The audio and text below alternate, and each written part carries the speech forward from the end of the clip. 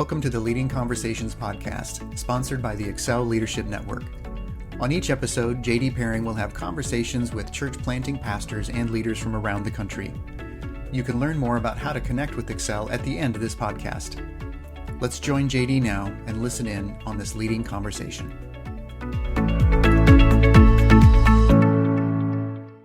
We are privileged to have with us the great PT, Paul Taylor, with us from Mason, Ohio today. Paul, thanks for being on the podcast on the link today.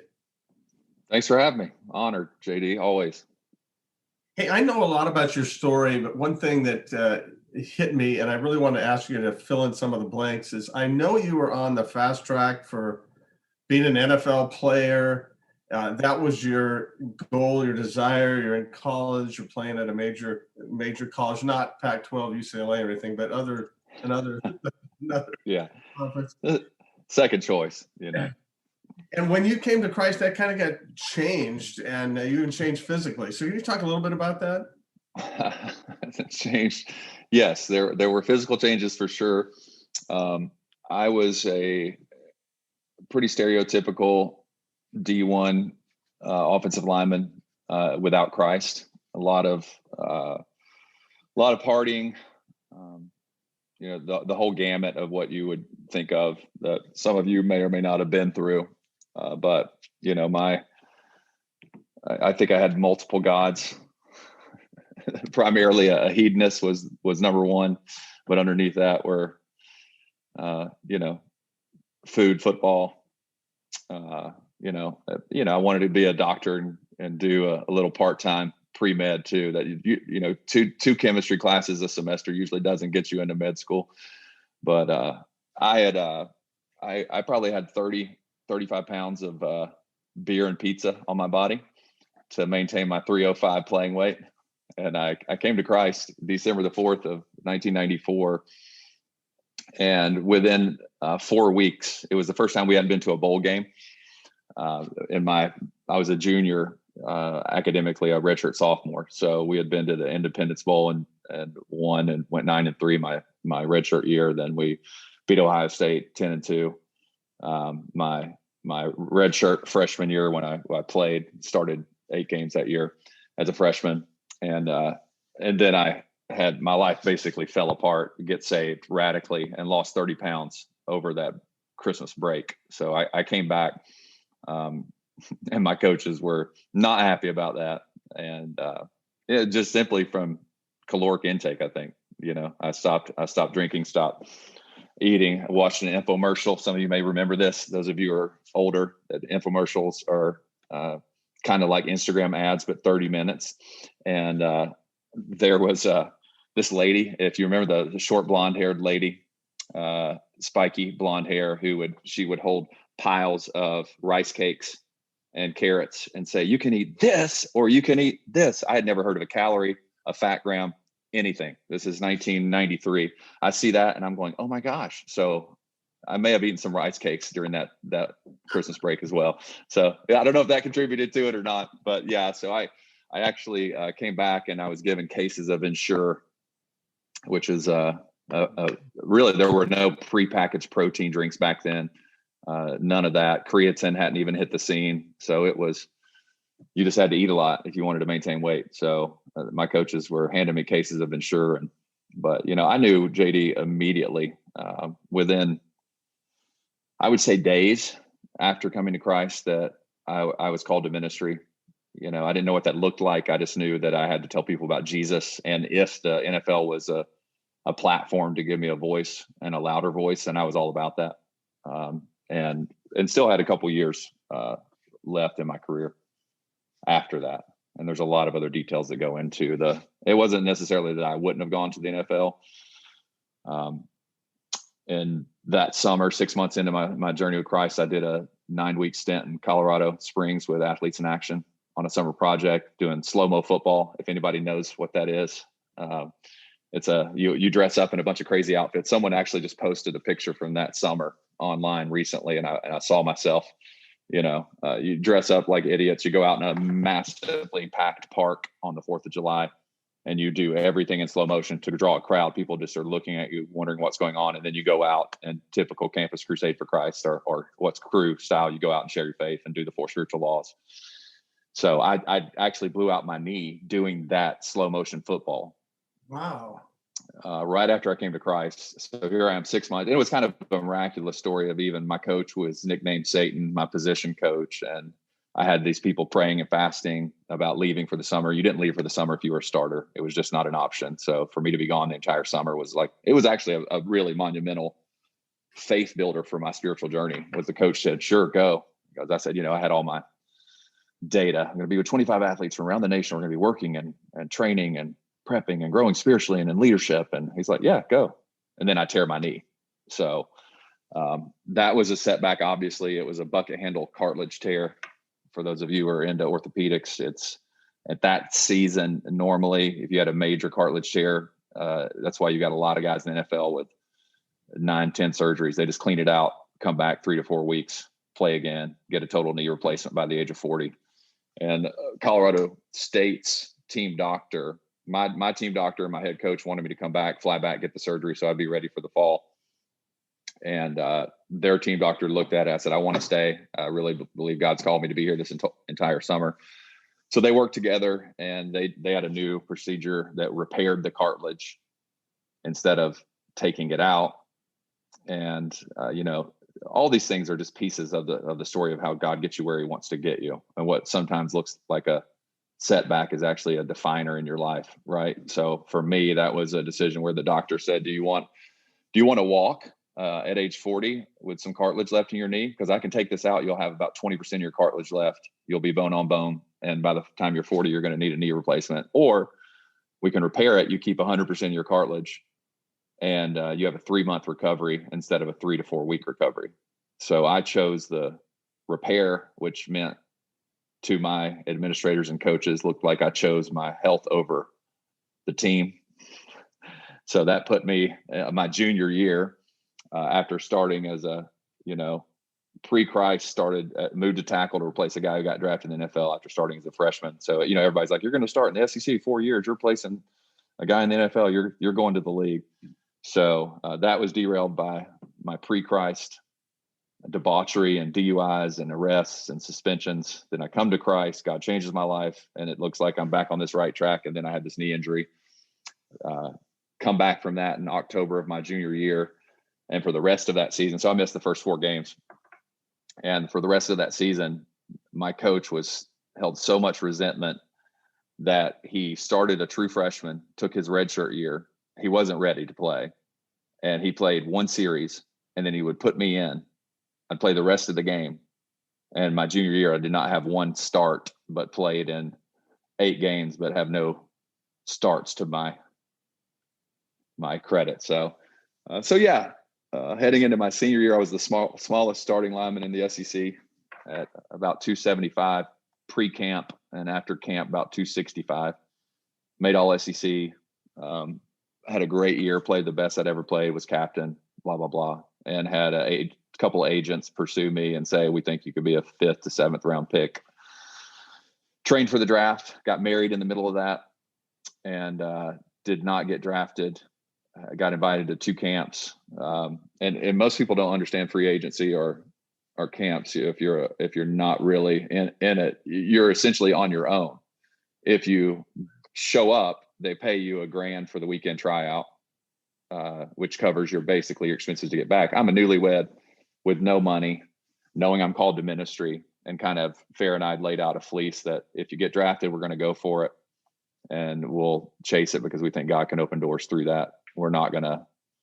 I got multiple guys. I got a guy who started next to me for multiple years, chased it forever, played in the XFL, tore his knee, thought he was going to lose his contract, and got on a flight after knee surgery. 48 hours later, got a blood clot and died at 25-year-olds with 2 little kids, chasing the dream. So I knew I didn't want to do that, and I had an offer to go play in the World League, which is NFL Europe back then.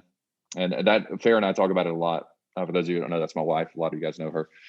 I wouldn't say it's a regret, but it was Athletes in Action was really pursuing me to come on staff. We knew we were called to ministry. I swore I'd never be a youth pastor or a pastor, which never swear you're going to tell God, never, ever tell God you're not going to do something, right?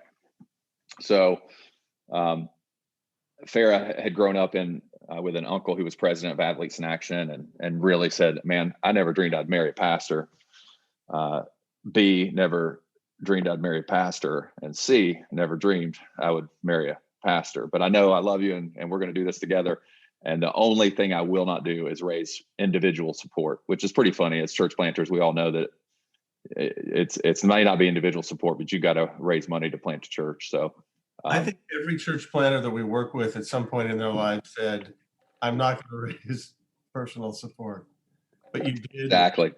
Now your call and commitment went together, and you've talked before about your call to church planting and then this delay period, the space between. Yeah.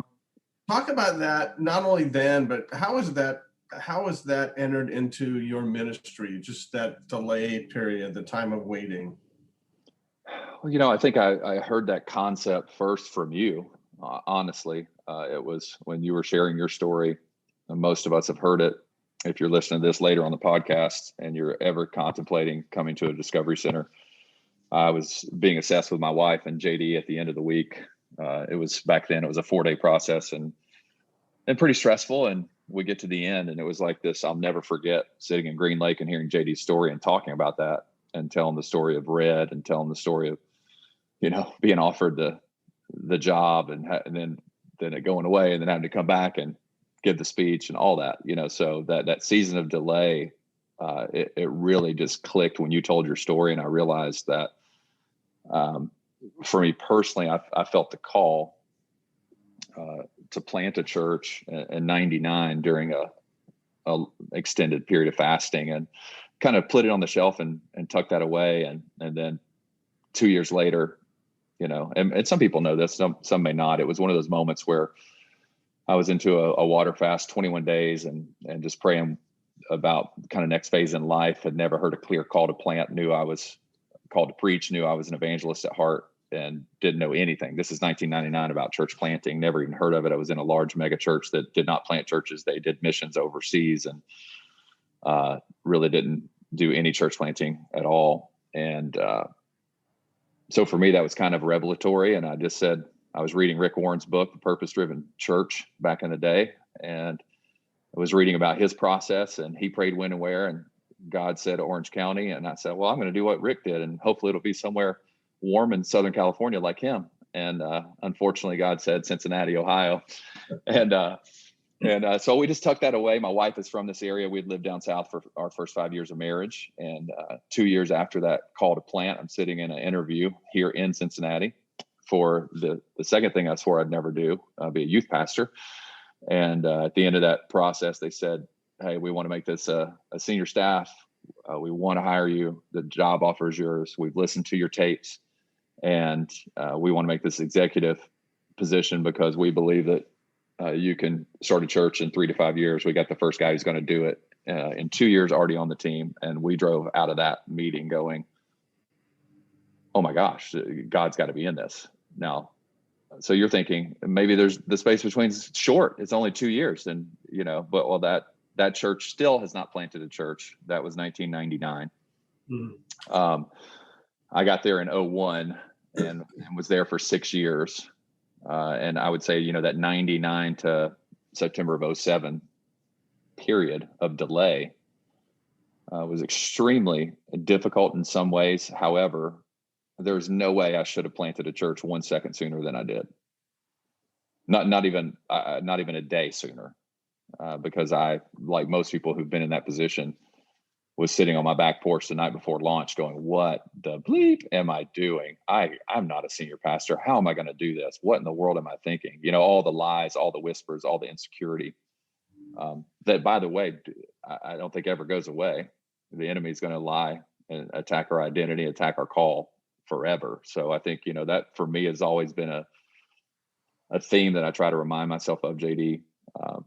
In some ways, when you're wired up, and that's what I love also about Excel is the emphasis on knowing who you are, and when you have the strengths that God has given me, the personality type God's given me, it's really, really easy to hit the gas, blow past people, blow through people, and not give a crap about the wake. So I think, what delay does is it allows other people who aren't wired like you to catch up, to catch the vision, to understand where you're going, to give you time to explain it. So I think it continues to serve me well and us well. No one likes COVID. No one likes what we've experienced the last 15 months as a culture. But I believe the delay is helping us prepare for the next season of what God's called us to as an individual church, and be much healthier, much more effective, and better to do some what I would call pruning, and also to do some clarifying. So I think you can always learn in delay. Does it suck? Yeah. I always think about Genesis 40, and man, sitting in a prison, knowing that you didn't do anything to deserve to be there, helping, one guy get out and get back into his old job, and then you're forgotten, so I think everybody can experience that tension that Joseph felt in some ways. So what do you see as it sounds like the last year or so has been the waiting game, the space between for a lot of us. What do you see happening coming out? And I'm not saying be prophetic, and we're not going to. Sure. No, I think. What are your ideas going? Did you look at the church maybe as a whole going forward? Well, I think we have a unique opportunity. I'm a learner, so I'm always reading. I'm always trying to see what people are saying, and I like to read and hear what people are saying. But I think there's a lot of negative voices about the future of the church, that in person's never coming back to what it was. It's all, if you're not online, and I'm all about a digital strategy. I'm all about, 2 weeks ago we had an entire family talk to our online pastor. They all raised their hand during the prayer of salvation, followed up with them. The mom, the dad, and the 2 teenage kids all got saved. We followed up with them. Man, I'm all about reaching people. So I think that's not going away. We all have to have a dual threat. We got to be able to run and throw, if you want to use the metaphor of a quarterback. We got to be able to hand it off and hit the ground game. You got to be able to throw it in the air game. So I personally see, for those people who have been wise, for those people who have streamlined some things, can survive this. Because depending on who you talk to, there's going to be a lot of churches that don't make it. A lot of churches have already folded. A lot of opportunities to get a $3 million building for $1 million. I think Driscoll talked to us about that at Accelerate. There's going to be a lot of opportunities, but I think there's a pent up hunger spiritually that only the Church of Jesus Christ can meet. And I think when those we're already seeing it now. We're seeing so many first-time guests just jumping as people get vaccinated, as people, wherever you stand on vax, anti-vax, whatever. I think people are A, they're sick of it. B, they're feeling a little safer if they've gotten the vaccine, at least here in the Midwest context. And they're hungry. They're hungry for the Word of God. They're hungry for community. They're hungry for that thing. Man, I've watched a lot of Zoom videos. I've even experienced some Zoom worship. We've done it over, at the beginning when we were closed from March the 11th till June 11th. We tried it all. And I don't know about you, but the first time I was able to do corporate worship again, and it was just with our staff, and it was we were all masked up, and there were 40 of us in our chapel, and I just wept.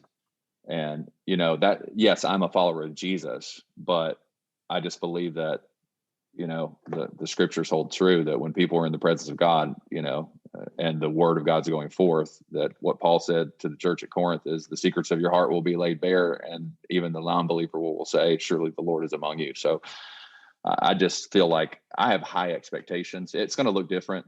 And I think the final thing I'll say on that, if we've kind of internally, executive team wise, been saying, just like we all have.